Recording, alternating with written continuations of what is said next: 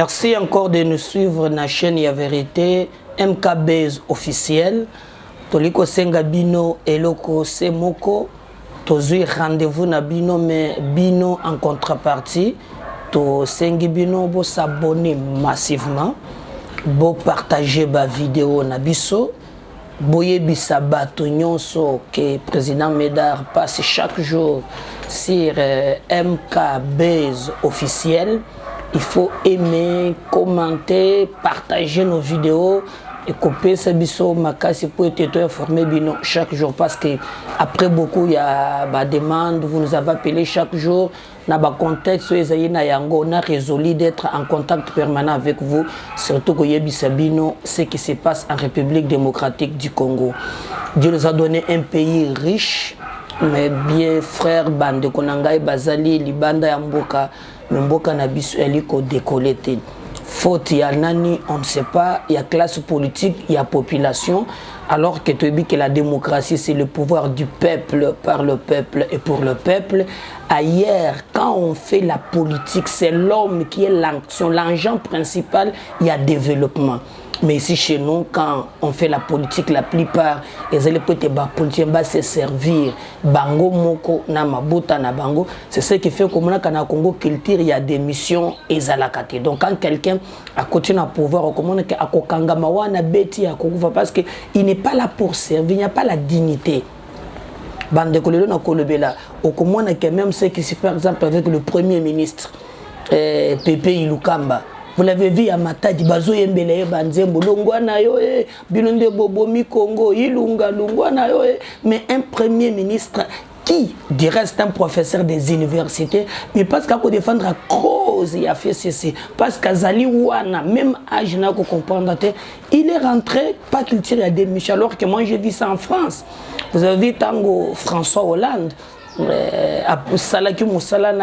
y a quand même avantage à culture, il y a sondage, va évoluer si votre action est adoptée par le peuple. Mais vous avez dit que non, bien que constitution à Bango et puis ça qui est droit il y a qu'à postuler des mandats, mais tant qu'on comprend qu'il est en déphasage avec le peuple à se représenter. Mais pourquoi l'homme politique congolais à quoi atteindre à niveau 1 que non, je suis en politique pour le bilan, pour les cambotel, ça n'a pas marché, je me retire, non. Ici, on reste pour travailler quand il y a des partis politiques. Monsieur Zedam, encore, vous allez scandaliser aujourd'hui. Je vous parle encore de la République des détournements. Aujourd'hui, on nous parle encore, hormis 12 millions, nous apprenons maintenant que c'est 18 millions pour un bureau d'âge. Oyo, il y a Assemblée nationale. Nous nous posons des questions. Quand il s'agit dans ces pays, est-ce qu'ils ont détourné? Est-ce qu'ils ont détourné 18 millions et qu'il y a Bokolanda, Nangai, un élément vidéo, Oyo, un député qui du reste n'est pas aussi crédible, mais le plus important, c'est Monta Oyatangi avec document Bokota Landenge Tokolaki Sabino. Il parle de 18 millions qui auraient été détournés par le bureau d'âge de l'Assemblée nationale. Les finances. Je crois que je vais retrouver les montants qu'il a déjà reçus depuis qu'il est président du bureau d'âge. Mbosso a reçu 32 milliards 184 millions 426 000 francs congolais. Ça fait 18 millions de dollars. Il y a quelques semaines. Nous avons le droit de contrôle parlementaire. Nous, députés nationaux. Alors, comment il va dire que le bureau d'âge ne peut pas être contrôlé? Il dilapide les fonds de l'État. Il va nous rendre compte. Là-bas, à l'Assemblée nationale. C'est notre droit. Pourquoi cet argent ne peut pas passer? Nous disons le peuple d'abord. Pourquoi ça ne peut pas servir le peuple congolais? 18 milliards, ça peut aider combien de personnes? 18 millions, s'il vous plaît. À part ça, Mbosso Kodia Kwanga, ce qui Kwanga, Christophe, a trouvé dans les caisses Mabunda, remise et reprise, documents à l'appui, 3 millions de dollars. 3 millions de dollars. Destination inconnue. Destination inconnue. Ce que le coca Moussakangaï, quand il se tombe qui awa, même pour nous consommer la population, le peuple, où il prétend que ça n'a commandé, même cachiné, où ils allaient communer à 200 francs. N'a vu qu'à pour Kinshasa. On dit qu'on est évalué à 15 millions d'habitants. Les gouvernements n'ont pas les moyens. Il y a que somba cachiné. N'a pas les moyens qu'on peut s'envoyer à lave-main. Il n'y a pas d'argent. Quand il s'agit d'un peuple, quand il s'agit d'un il n'y a pas d'argent. Mais quand il s'agit pour une bactère politique, la classe politique, Mbongo Ezali, 18 millions de dollars, Oyo va dépenser, va dilapider selon les propos. Il y a Koko Nyangi ou Ali député, il y a FCC. Alors qu'il y a beaucoup pas Bossani. Parce que Koko Nyangi, n'oubliez pas que non, quand vous lisez le rapport, il y a FPI. Là, on nous parle de 156 millions de dollars. Oyo bango nyonso, baba sengezi, banani, bayokona, bazo misolona, il est là qui pose problème. Mais vous trouverez que, alors qu'il y a des Congolais, oh, bazana ba industrie, bazana biloko yamike. Ailleurs, l'État accompagne les petites et les moyennes entreprises. Mais si chez nous, ce n'est pas le cas, l'argent, c'est entre les poches des politiciens, c'est entre les mains des individus. Si vous vous posez la question, 18 millions, cette assemblée-là, vous voter la loi, pour contrôler Kamba, mais au quota là depuis 2006 jusqu'à aujourd'hui, Assemblée wana est réussi ça tata mokolomoko kolongola ni mandataire ni ministre malgré tous les détournements. Vous savez que tant que Kabila Zalaki n'a pouvoir, nous avons Bambi Amenaki enquête moko ya le baki keno na caisse ya l'État on perdait 15 milliards de dollars chaque année. Matata le baki keno ezalaki coulage de recettes. Mais les yeux comprendre botika la communauté ta mokolo moko Assemblée nationale ba bengi sata mutu moko ba ko isaye pour le détournement et réalité au contraire bango bali ko consommer oyo peuple azali ko produire na ndenge ya il y a pas si. Bazui 18 millions. Hormis les 18 millions, vous avez vu encore que Namouya y a l'élo et qu'on peut ça passer. Parce que, on a des dossiers, il y a même des députés qui ont saisi ça qui bureau y a Assemblée nationale tant qu'on a publié qui résultat qui que député Moussouba bimaki ba yoko invalider bango mbongo na bango bimaki ba Moussouba zongi et un dossier spécial na ko zongi la bino pour comprendre ce qui se passe. Mais là où les bas blessent 18 millions wana oyo bango bazui eza po basala nango nini. Et pourquoi les politiciens bazana habitude bazana culture te ya koyoke la ba yimboka mawa.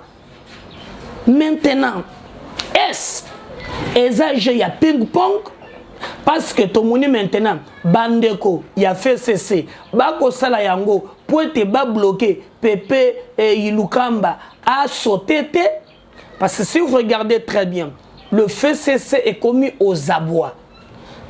Bazalaki na ba gouverneur na 25 provinces. Bazalaki na gouvernement à pas 70%. Bazalaki so talibien na ba entreprise sur l'État bango na bango. Au jour d'aujourd'hui, Bazalaki na majorité au Parlement. Après avoir, comme on a ils ont perdu le bureau de l'Assemblée et basculé, ils ont perdu. Il y a mis balé, tous les gouverneurs, il y a fait cesser, ils ont presque compris, basculé, bakoumi bandeko, il y a cash. Parce qu'en réalité, ici, la politique, ce n'est pas au nom de l'idéologie. La politique, c'est autour, il y a ventre. Et que Talende Kabila Bandi, comme Makabango, Kuna Kingakati, Bazana, Kuna Babu Jakate, Pamo Logo, Bamutonaye, j'aurais appris que Bamoussou, Babeta Bango, Bambata, Soki Solo, Soki Lukutae, Bologo, Bandoko Beta, Zakari, le Bosso, le Beza, le Kuta, le Beza Solo. Non, on ne sait pas. Mais Talende Bandaki Cognon comme. Et c'est ce qui faisait même que, au Monikuna, pour notre autorité morale, Azala. Le lot du Cambouana peut est basculé. Détroit fait cesser tikalika kana ilunga ilukamba lokola bouclier na bango. Donc ce qui kaka pépé a sauté fait cesser tikali susu na elo côté. Maintenant, bazo bunde de telle façon que non, et le kowana et salem. Pour te salemate, hein, il faut perturber d'abord, hein, l'olenge ya session oyo, ba bloquer yango. Même à mbongo zobim, bazo talisa yango, bazo talisa te que pour balingi peuple, mais bazo talisa que bato ba comprendre que bureau ne zamabe ba bloquer yango. Et d'ailleurs, ba keyu musi quand même, jusqu'à ce que baluka bureau d'âge ba signer une pétition. Mais une pétition oyo est ridiculisée bango davantage. Et tel ce que le fait cesser est commis vidé Katina Yango, parce que quand vous regardez, c'est au moins balongo de 380. La pétition montre maintenant que non, les lots a commis à niveau, il y a 140 députés. Alors, vous allez comprendre, si vous avez 140 députés, d'où il faut passer par tous les moyens, bloquer pour que Pepe Ilukamba a sauté. Mais pour Pepe Ilukamba a sauté, il faut perturber et tout le monde qui ndengenini bango ba memaki pétition. Or, si vous regardez, règlement d'ordre intérieur, il y a Assemblée nationale. Et le biboui, ce qui bureau, oh, définitif, to bureau, oyo bato bayebi ezali en place te ezali bureau d'âge yango nde ebengami poete eya koasime to benge ba faire courante et l'obité que nous bakozwa les moins âgés non balobi le plus âgé loi etiete ka musoso que non le plus âgé olandi ezate maintenant to bango ba signer pétition dans cadre que non ba perturber processus normal, il y a session oyo pourvu que ba matière est prévu et les catés de ton monipe même Pepe Ilukamba motion déjà il y a censure et lui kotambola les seuls moyens qu'on sait le faut pas bloquer et le kwan et pesibiso pas siming et pour na yango nous apprenons que donc ba dépenser ba commis ce n'est pas 12 millions ba commis maintenant na niveau ya 18 millions de dollars alors que le projet de développement na bamboka mososo sima ya pandémie ya Covid-19 l'État est en train de travailler comment réduire le train de vie des institutions afin qu'on renforce la classe moyenne, le petit et moyennes entreprises, ce n'est pas le cas avec le Congo. Donc nous regrettons et nous demandons même que IGF a enquêté. Ce qui nous fait mal au Congo, c'est que la classe politique a devoir y redevabilité. Et tout le monde a un sentiment. Soit naza muntu ya Cash, naza muntu ya Félix, naza muntu ya Katumbi, naza muntu ya Fayulu, mais ce qui nous unit c'est le Congo. Ata kokufa to bakutika na ba sentiment na bango comme d'habitude. Je vous ai donné un cas. Regardez comment la classe politique gère Misolo ya Mbongo. Na Kinshasa awa, on a dit qu'on va construire le parking. Oh non, mito ndenge yaka etambolaka esalaka bien te, il faut batonga ba parking. Nanzela owana nde bayekola kisa.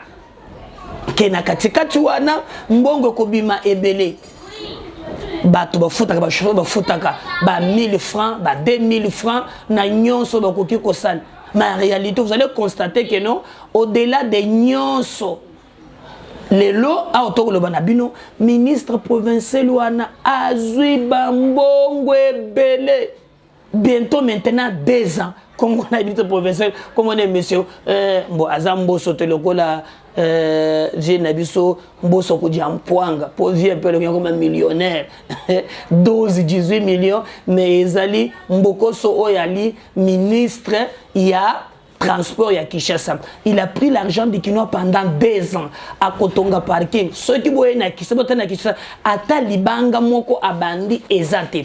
Batunier mutuna balobi mais monsieur le ministre. Mbongo bandaki kozwa pona transport ekeyi wapi pona parking lobi oh non tozana makambo ebele ya kosala mbongo wana tosali makambo boy et rien n'existe. L'Assemblée provinciale est censée contrôler Godem Poy à Koloba et le Komorote. Mais si vous calculez 1500, 2000 francs par jour, au comment sont des millions de dollars. Devoir y redevabilité exacte. Nous avons cru que quand l'alternance est esengeli ko corriger bambeba oyo tobundisaki na bandeko ya FCC. Bandeko nanga Congo za na ba difficulté ebele. Même bino bazana ba poche, je ne sais pas sur ka ba monta wana ba lobaka 10 millions, 15 millions, bata ba la na ba poche. Et si vous venez ici na ba concert, ngo mona que le seul pays au monde où bazo bois ka ba musicien, où bazo bois ka ba politicien. Par exemple, Mende quand il bazo bois ka yete, pourtant ça na pouvoir comme Lambert Mende au Malanga, l'homme au verbe facile. Au moni tango monia a longo ministre ayemba la moko na sankura kyoko zo jama ya batu kuna azonga bo e bongo ni libanga nano kokite yewa na zongi lisusu et pas kabila kokite à travers donc ce sont des politiciens qui veulent garder le train de vie pour na bango mbongonde la population yaka après ça fait très mal et bato bali ko souffrir na ibsibino kengai bakola Sabino en tout cas en réalité ba image bomona comment bandako ya bato zo koya ndenge bato bazolela ndenge bato bazomona pasi ti sans que ba politicien baza wana te bolanda image oyo après boko comprendre na niveau nini Congo mboka na biso ekomi bota la misère ya population mais en ensemble 18 millions koto ngobila zuyaye oyo sali non Dieu nous demandera qu'avons-nous fait pour notre pays. Suivez les images bota après on retourne to solo la nabino. Voilà. Mbote mama. Mbote papa na ngai. Toza na croisement ya au Congo notable bon peso to bimi na Masikita. Na commune. Toza na commune Ngaliema. Voilà. Oyo ezana sima awa ezali bazo créer bino salle spectacle ezali ezibato ezali. Papa oyo ezali érosion. Awa terrasse ezalaki awa bandako ezalaki belé bassin moko ezalaki na sima. Comme bassin wana bandaki ko yamba basalité ebele matiti biloko nyonso ya salité bandako kenda ko vanda kuna bassin tondaki bandako supporter sous quantité ya maïté.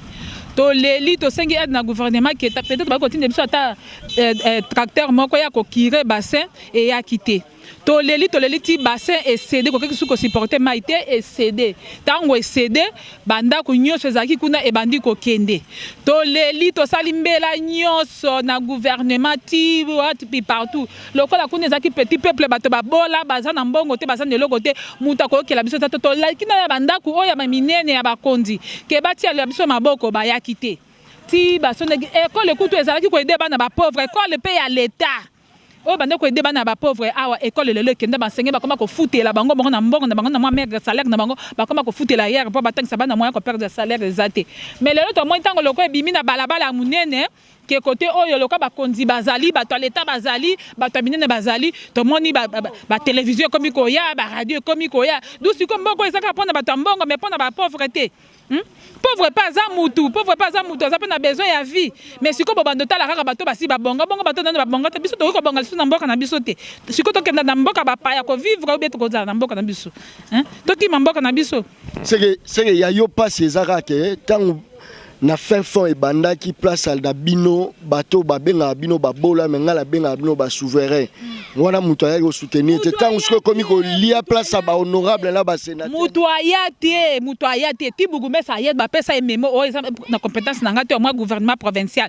Mais gouvernement provincial ngoto zela ti lelo inane yangoyo. Bande rejoindre bandi inane. Banda ka bato keya ba pauvre bato banda na bango ekei bato ba komi libanda. Voir même na ndako ezaki meuble mobimba. Ekei soutien mon koyaka te mais to comme le to ko baka ba saki to zo e baté so ke zanine peut-être bazo banga nti bango ba ok mais baza na mbongo ebele ata ba ke problème ezate po baza ba pango ebele mais biso ne bato zo sanga mbongo ne bato to zo souffrir ba bi pa été que ba ma pango na bino dinda la érosion bazo ntsela bino pas l'état mutu moko te l'état moko ayate so ki bazo ça bazo ça nous quand même école bazo ça nous école ka ko ya l'état bazo ça ngo nan po école ne ba na l'état PSP ba yebi école wana PST disons PST parce que makambo change ba yebi école wana mais ti lelo ba sale loko moko te il fallait pas gouvernement lukela bango ata place mususu aka kabule bango ezate mais ba komi ko foutela ailleurs ba enseigner bango ba komi ko futa mbongo na bango salaire ba foutela ka ndako na po batangisa bana eza logique te na mboka ni bilo handi ko sale C'est que bino difficulté au besoin lango ezaka ya érosion, sécurité za lango bien mai courant za nango kitoko. Papa, courant ezalaka nango mais loko comme na ba délaissage ko kata pas ba problème ezate mais ezalaka na bangonga nango. Mais mai tu es katani awa. Nini béton wana ekweli awa tu es mai katani ndeko toza. Amani ba maman na mutu te il fallait filmer bango. Ba maman baleki na maman na mutu donc ne toka mai kuna. Bidon moko 300 francs et puis ba mai na biso bimaka na butu. Ba air moko ya mabe biso ah mai na mo ezalaka te mai na butu. Siko toza na couvre-feu. Toi, maintenant, tu as un peu il faut que bima 4 et 5 heures pour que nous au plus tard 5 heures mai kangami. Si quoi ni tu es là qui awa et katani côté kuna nyonso. Mai bima kali susute. Nous pas si elle qui doit raisonner tout le cas qui va garantie comme ça tout le cas banda quoi hier parce que ah moi sous ça revivre exacté. Parce que balobi l'eau c'est la vie. Mais tant mai exacté. Tu vivre ndengeni. Hein? Tu vivre ndengeni tant mai exacté. Hein? Et comme il calvaire n'habite c'est plus que même l'ifel hein na moyo ndenge zo chauffer beaucoup moi écoute ko kitana mai kuna ça ko nena okende bonaka no lukata moi bidon moko bien mbali ata 5 litres pendant lukamana ta ya kolambe oza mama to profiter pe ka to tuna yo constant na yo depuis élection salama bilo na wenzeza okitati papa na uti kutu lelo siko na weekend na ukuti kutu na dépend mako na kenda luka moi chaise mako na tika na 6000 na kuti ngo comme na 8000 hein biloko matili sous davantage biloko et matili sous davantage salaire mataka teka biloko et mataka papa on ne comprend plus rien hein salaire mataka teka biloko ndé mataka mais doye bakate dollar ngo pe eza intact na no pe matili sous té mais biloko et mati pourquoi ata pondo ata matembelo et comme ka passe pour na kosom mais siko to vivre comment même ba vivre frère oyo bazola ba oyo nini be forma les hommes ma bato mais tozo obligé ka to liango parce que toza na mbongo te to mais ça nango mais ezo ba biso monde ba malade comme belé na mboka ah likola kolia biloko zangatine hein moi ko vivre sous la RDC za sous soutien na ebite ipene oyo ezalaka miroir Période de Mobutu ipene ezalaka miroir biso tozo vanda bazo tuna biso soki tozalaka ba riche or tozalaka biso ba riche te ba kuna na ipene kaka ba riche mais tala ipene lelo ndenge komi. Quand les peines les longs dengue comme ils ont mamie on dirait gouvernement zaté bato toza na maité na minute de tozo le bakouré zaté moi ko vivre zaté il faut so makala o so mamai ola muki na tonga bandi ko sa no budget mai na makala boso ko na biloko ko lia dango nini poto pe kouré zaké c'est que érosion côté kuna kutu kouré zaté souté c'est que libulu ya mbula wana ememi na courant et bebisi na mai courant na mai et bebisi nyoso hein. Régis de Zokoutoukar, ce qu'on a balabé au la fuite partout, Régis de son habité sur les arabes au Koufa. Maya zo bimana balaba préféré moi écoute maya bimana balaba to la kana ko landa bango to bisi bango ah maya katani ba bisi biso moko to luka to kundola nini ngo to benga bango ba ko ça peut ba ko ça le fait il faut ba futa bango mbongo. Société nini ngo origine de société à l'état. Pour si mbongo maya na mbongo na yo moko. Pour ba ko réparer, il faut futa bango du mbongo et à la fin de compte ba 5 sous mbongo à facture. Est-ce que c'est normal? Merci beaucoup. Merci papa. Nzamba pambola. La Omomoni État Congo ezali, c'est ça le Congo. Peut-être que vous avez banda kuna, bato zaka na makambo ya ba parti ya consort, ça fait très mal. Mais soki boyo ki ndenge bato bali kozo musolo ya l'État, c'est très grave. Bande konanga kaka na Assemblée nationale, je vais revenir na ba dossier et belé ndenge na zongeli bido na sengi bino boko comprendre ce qui s'est fait. Mais maintenant ba député wana o bali kozo mbongo ebele na bisika wana baza eli. Quand on fait cette émission, on continue encore à tuer à Beni. On continue à tuer à l'est de la République. Les ADF, Bazali. Mais posez-vous la question, représentation nationale, Nalandi Moindo Zangi. Alors que lorsque Basala qui commission en place, Oyo Etali Makambo, Yaba Soda, Naba Makambo Moussous, le ministre de la Défense a écarté, Azuba Toata Oyo, Bayebite, Bazou, une commission ensemble, Yaba Tobayebi Kouenwanate. Mais ce qui m'étonne, c'est que l'État a débloqué les moyens pour ne couper sa militaire basant à front. Moi d'ailleurs, militaire, beaucoup à Bengangaï, à Yebisanga, qui est Bazali Kozwa, à l'époque, ils avaient 10 500 comme prime de guerre. Maintenant, le nombre de Zango Balobi, que non, prime est commune à $20. Comment on peut gagner une guerre? Quand un militaire touche prime de guerre, il est au front, il a la prime, il y a $20. À Missoumbe la cabote, à Missoumbe la kateni. soki oye na Kinshasa okei na camp otali degré ba soda bazo okoyoka na mawa bana na bango gratuité et poser problème mais botindi muntona na fond akende kobunda bandeko na ngai akobunda na ba condition ndenge nini ça pose problème et j'aurais même appris na munoko que non mbongo ba pese même pour na ba militaire même pour la souveraineté na mbongo na biso ba si ba détourner les sous alors bozoti na ba soda au front bakende kobunda l'argent engana zo mitune ba politiciens congolais mulimu ya kolinga mbongo ba congolais potina mbongo batote et uti wapi même nos militaires soldats na bango zali détourner mais c'est pour chaque jour ba DF bazoboma bato bazosala et l'Assemblée nationale elle est incapable ya contenir per ko sala eloko moko ya malonga mais bazo consommer ba mbongo ebele c'est fait très mal est-ce que yo so mwana wa bato mbalingaka contrôle parlementaire te yo ka ba pas contrôle parlementaire et puis problème mais le temps passe vous consommez les moyens wana pour les cambonini et copier ça biso passi bali ko détourner même ndeko soki okei na camp l'autre policier a commis qu'on préférait à Zwanda konaye à faire louer na civil les civils batondi na camp lelo akende kutu libanda ko foot atonga pembeni wana ndako ya basak comme ça civil afuta kaye pose de son tour aluka besoin libota na ye celui qui est censé qui a prêté serment à drapeau abattre la mboka il n'a rien mais un politicien qui n'est là que pour dormir et acclamer, il a tantôt 12 millions, il a tantôt 18 millions, tantôt 10, tantôt boye, ça fait très mal et nous devons ensemble que stop, ça suffit. C'est pourquoi nous demandons au président de la République, il y a à son niveau, à Zali fruit, il y a alternance, à Bundi, Tobundi na epote tout le monde gestion ya sika eya mais il est grand temps que tout le monde comment bazo salamabe bakangama. Est-ce que vous comprendrez que les messages qu'on a donnés, par exemple, bakangi batumi bale, oya sokok na oya OVD. O batone makambu ya nzela ya Bukavu, misolebele bima, bato bazo mona clarté. Mais vous savez ce qui se passe, batiki batouane. Quel est le message qu'on donne? Dans un club d'amis, nous nous protégeons mutuellement et mbongo bazu et talibiloté Congo komi yabango. Ça doit s'arrêter. Tolinga Congo na ba congolais. Nous avons que ces pays, mboko eza monto mon côté, eza mboka na biso nyonso. Tout ça par tous les moyens que tout développer Congo na biso. Nzamba pesa biso nkita. Tokoki kozala o tozala lote. O tozala eza médiocrité ya classe politique congolaise. Nous regrettons qu'il va besoin comprendre l'eau comme côté. Et en ce moment, nous avons un fanatisme, nous avons un cambuya, oh, et lobby, ceux qui montent à Martin, nous sommes des abiens, ceux qui ont Katumbi, Zambia, Bemba, non. Arrêtons ces histoires, réfléchissons, total à liboso, total à l'olengenini, tokoki kotonga mboka na biso, sans sentiment ni complaisance. Nous demandons maintenant une enquête.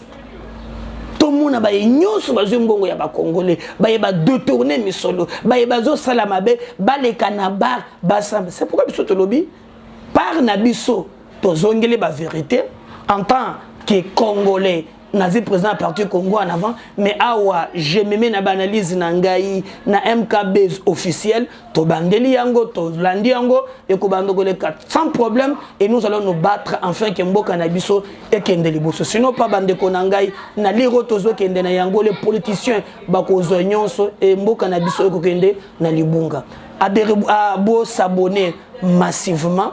Moi je vais vous demander chaque jour beau partager ma vidéo na biso. Je vais revenir avec un dossier hautement sensible. Qu'est-ce qui fait que Janine Mabunda, Salima Bébélé, et beaucoup comprendre pourquoi Babandaki Kokim. Dieu garde le Congo. Tous la prochaine numéro. Merci beaucoup. Ciao.